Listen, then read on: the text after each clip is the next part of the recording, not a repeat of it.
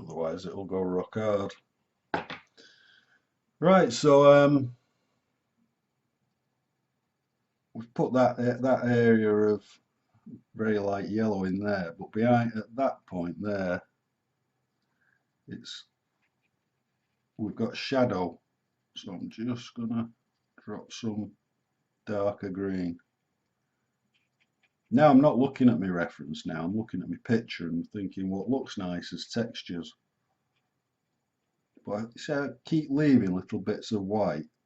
Just by the way, say that edge dried nicely with, leaving little bits of white on it. I'm just going to now scumble that area because it looks too contrived to me. So it's all a process of looking and building up. Then, just like a landscape really, we're starting at the top and working our way down.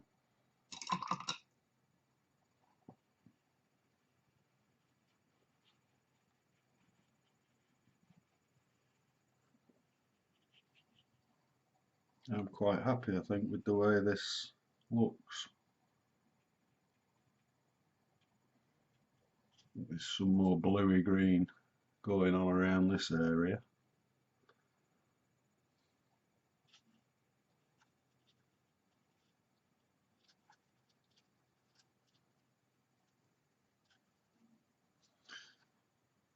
Okay. See, I think the death of a good watercolour painting is over doing the detail, especially on leaves and flowers. And that's what I'm trying to avoid. This will all be darkened off more and more as we go to bring it all into context.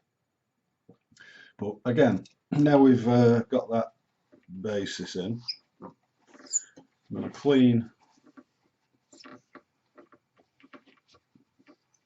my plate. And the first colour that we'll add as just a colour is the yellow, because we've got it out on the plate already. So using my round brush again, just use this last bit of yellow up. I'm working backwards, I'm checking out where there's yellow. Now there's yellow on the poppies obviously, but we're going to do those when we take the masking off at the end.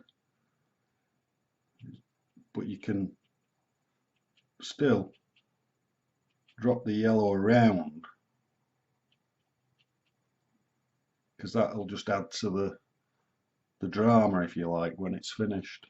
Now along this border we've got all sorts of colours, so let's put, this is all about having fun now, adding poppies, daisies,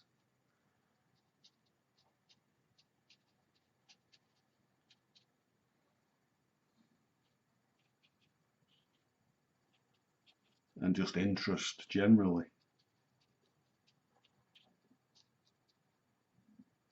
Put some more yellow ones along there, I think.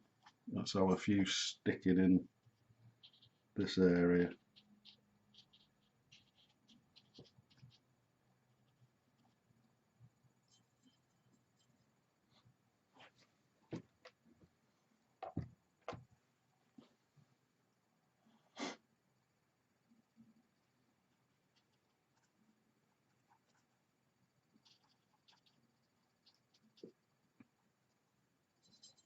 And we come to the foreground.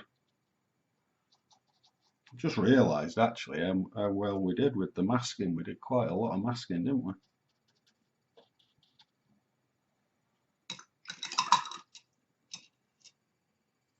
And then the next colour we're going to introduce is the red, which is alizarin crimson.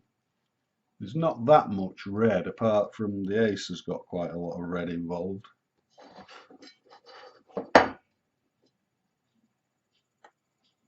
So just put a little bit of red out.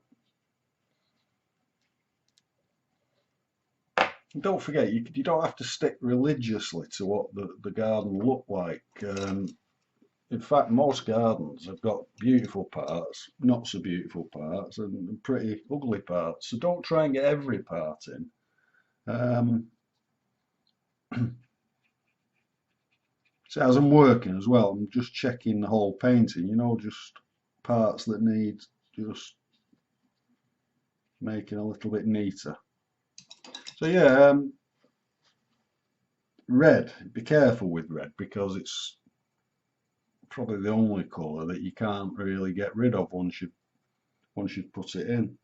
But I want to particularly put some around this area because I know that, that in autumn you get quite a lot of big red blooms around here in my mum's garden.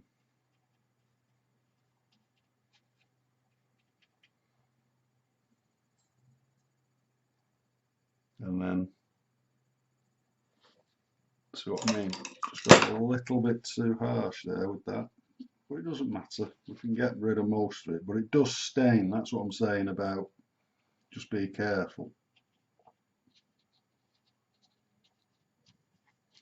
And we're just suggesting. I can't say that enough to you that we're just suggesting. We're not trying to paint every flower. Just want to get some nice contrast on the page.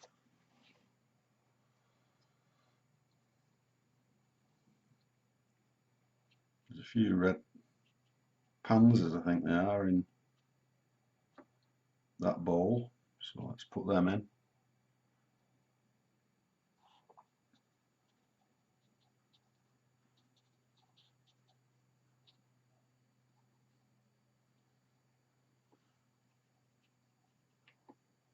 I think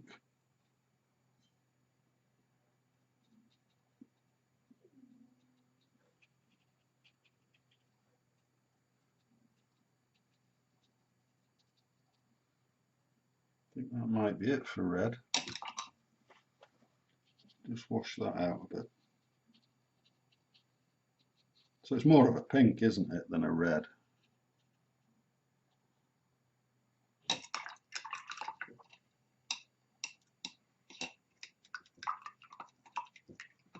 Now,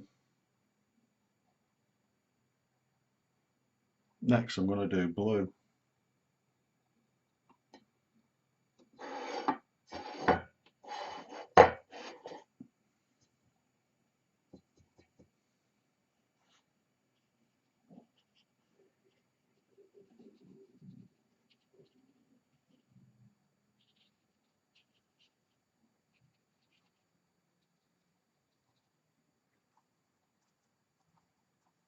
So I'm just dropping these colours in now because when we add the extra layers of green, I just want these to look nice and fresh.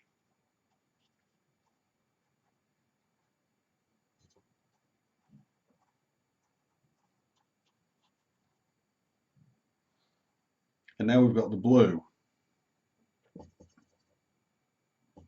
and the red out. Just mix those together.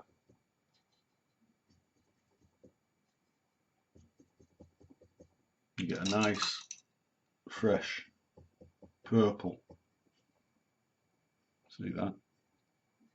Really nice.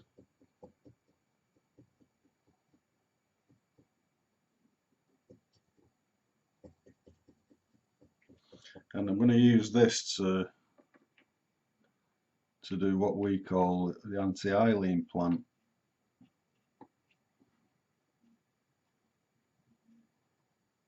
Because this is quite a big part of the garden. There's a lot of this. And there's also kind of like daisy effects as well in drifts coming along here. But I've actually masked out a lot of these anti-ailing plants because we'll make those quite detailed, you know, in the end. But when they're detailed, it'll make it obvious what these other ones are. And this bunch here that we've masked a few out of, the overwhelming colour is again this purple.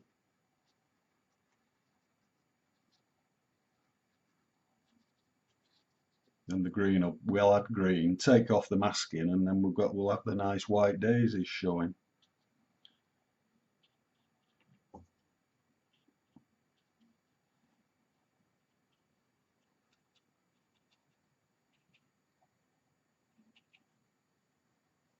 Let's come to this side now.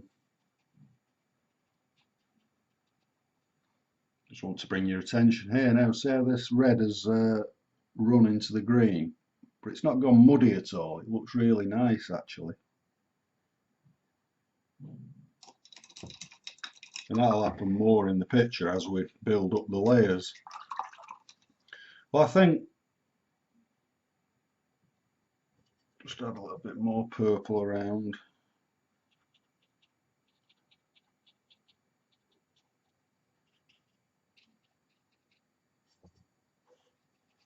Put a few in there, I think, as well.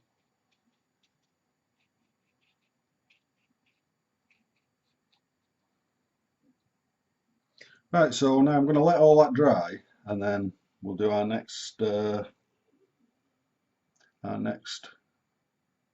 coat of green, and we'll probably put the lawn in as well shortly.